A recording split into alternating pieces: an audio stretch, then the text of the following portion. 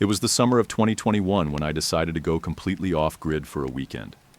I'd been burnt out from work, relationships, everything, and I just wanted silence.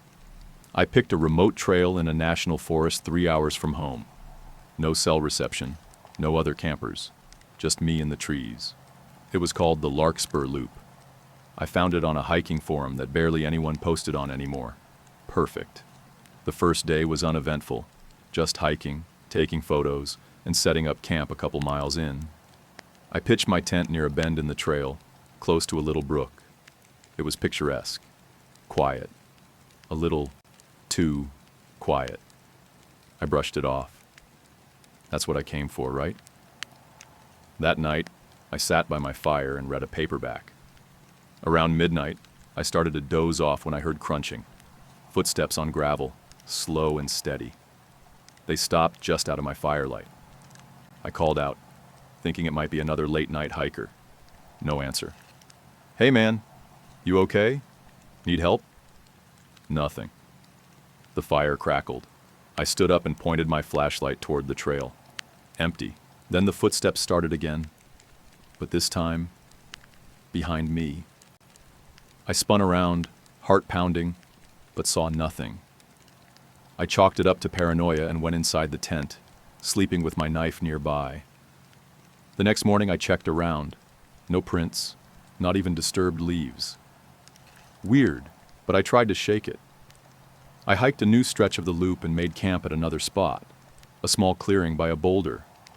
That night was calmer, until I got up to relieve myself around 2 a.m. and saw someone standing right on the trail.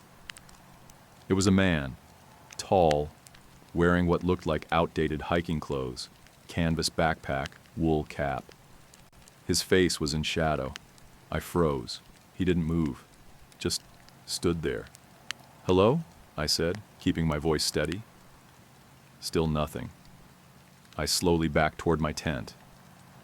When I glanced back at the trail again, he was gone. The next morning I considered packing up and leaving, but I had one more day, and part of me was too stubborn to let a weird encounter ruin the trip.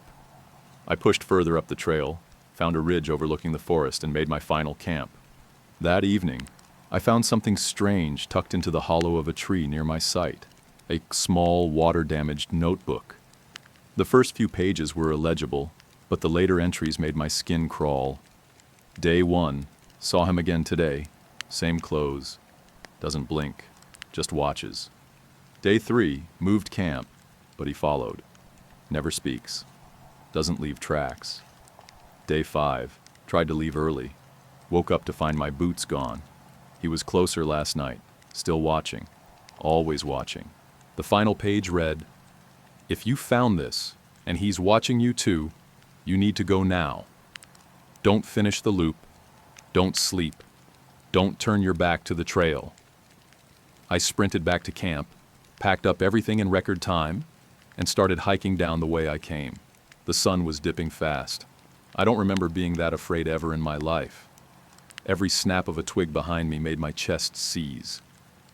I didn't stop until I was back at my car, sweaty, shaking, and almost delirious. I looked back once before pulling away, and I swear, far off at the tree line, I saw him, just standing there. The Larkspur Loop was removed from the forum months later. No one I've told has heard of it. I don't care if it was some messed up recluse or something else entirely. I never went back, and I never will.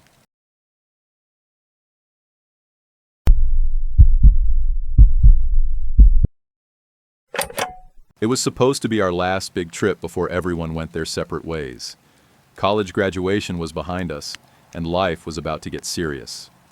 So 5 of us, me, Danny, Luis, Rachel, and Alyssa, decided to spend a weekend at a remote lake in upstate Vermont. No cell signal, no responsibilities, just nature and friends.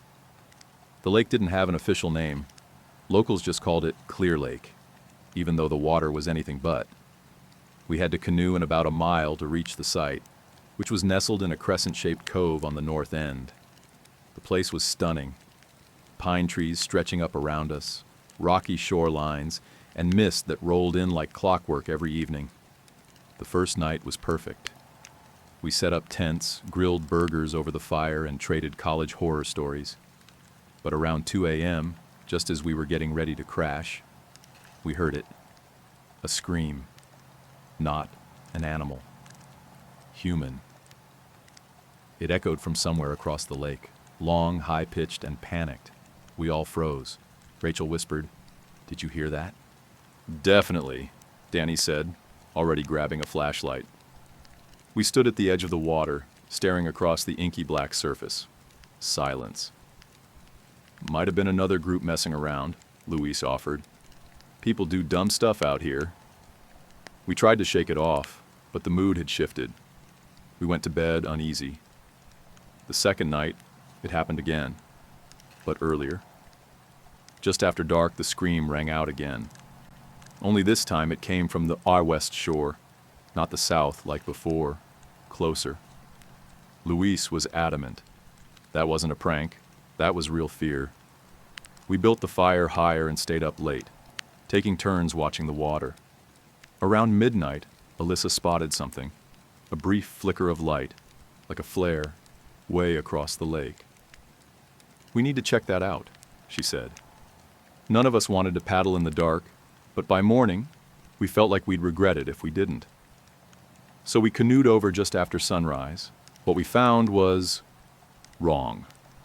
On a rocky beach, there was a burnt-out fire pit, a slashed tent, and some gear scattered like someone had left in a hurry. No people, no footprints, just one fresh, wet boot print facing the lake. The weirdest part? The tent had moss growing inside it, like it had been abandoned for weeks, not a day.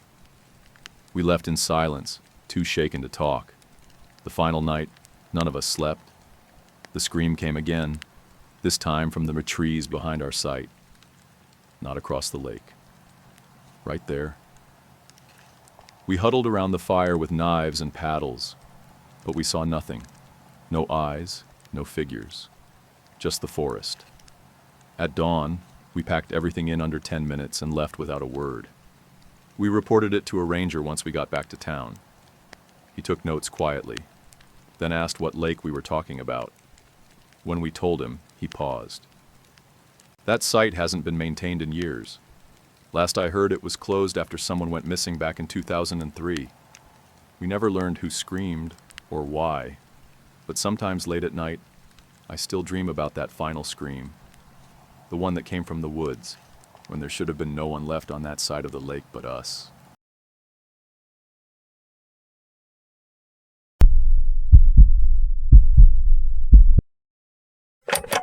It was a couple's trip, me and my girlfriend Kayla, and our friends Jared and Tessa. We'd been planning it for months, a quiet weekend at a reservation-only campground in the Rockies. The place was rustic, 10 sites total, miles from the nearest town, and just one dirt road in and out.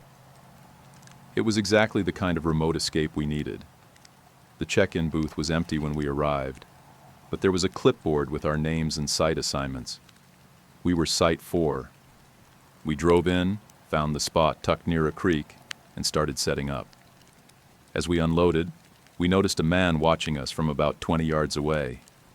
He was older, probably in his late 60s, wearing worn jeans, a heavy flannel despite the heat, and a dusty baseball cap. He didn't smile, didn't wave, just stood there, arms crossed. "Who's that?" Kayla asked. Before I could answer, he turned and walked back toward a small RV parked at the edge of the woods. Later, as we cooked dinner, he reappeared. This time he spoke. "Evening," he said. "I'm the camp host. Name's Ray. Just making sure y'all got settled." We chatted briefly. He asked how long we'd be staying, if anyone knew we were out here, if we'd be going hiking. His tone was polite, but something about the questions felt off. Too specific. That night, we stayed up playing cards by the fire. Around midnight, Jared went to get more firewood from the car and came back pale. "Someone opened our trunk," he said. "All the gear's messed up." We searched the area with flashlights but found no one. We double-checked that the car was locked and tried to shake it off.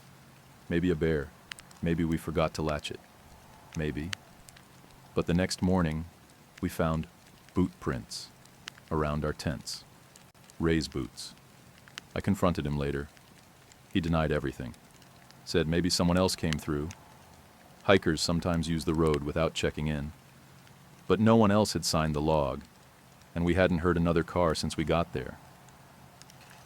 That evening, we found a small leather journal buried in a pile of firewood near our pit. Inside were a few entries, all in shaky handwriting. June 2nd, couple left in the night. Didn't even pack. Just ran. June 9th, young guy from Site 5 never made it back from the trail. Host said he probably got lost, but he left his wallet in the tent.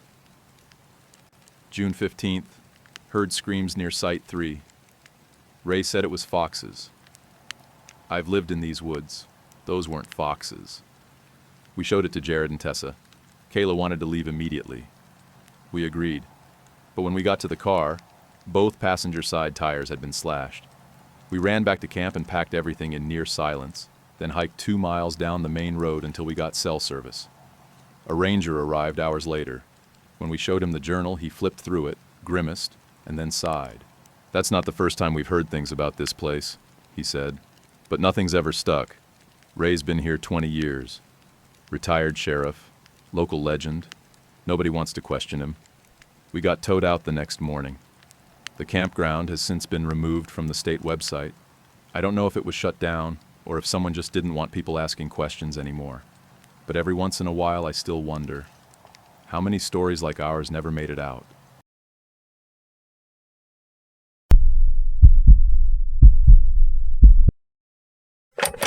Back in 2015, I worked for a small outdoor education nonprofit that ran summer programs for kids.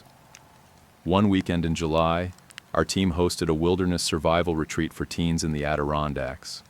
We had 3 instructors, including me, and 8 kids, aged 13 to 16. The goal was to teach them how to build shelters, cook over fires, and navigate the forest. No phones allowed. On the second night, we split into pairs and scattered around the designated area to sleep in self-built shelters. It was all supervised and within a half-mile radius of the main camp. Everyone had walkie-talkies for emergencies. By 10 p.m., the forest was quiet. At around 1:30 a.m., I woke up to static on my walkie. Then a voice, panicked, whispering, "He's out there." It was one of the kids, Tyler, 14, assigned to a shelter with his friend Nate. I responded, asking what he meant. No answer. I called again. Nothing. I threw on my boots, grabbed a flashlight, and started hiking toward their location. About halfway there, I found Nate, alone, standing in the middle of the trail, shivering. He looked like he'd seen a ghost. I asked where Tyler was. "He ran off," he said.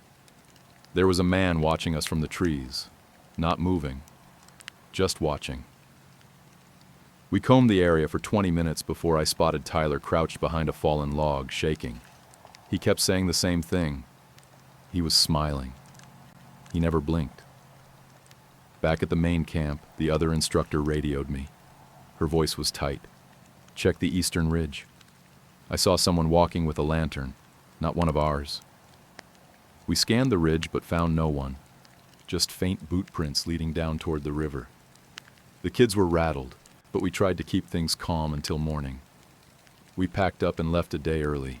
That might have been the end of it, until 2 weeks later, when one of the instructors got an anonymous letter at our office. It said, "You should supervise your campers more carefully. I could have taken one." We contacted the police, but with no return address and no leads, nothing came of it. They figured it was a sick prank. Tyler wouldn't talk about it. Not then, not ever. His parents called a few days later, said he hadn't slept through a single night since he got back. I've worked a lot of outdoor programs over the years. I've dealt with bears, snakes, storms, but nothing has ever scared me more than the idea that someone was hunting us out there, and we never saw them coming.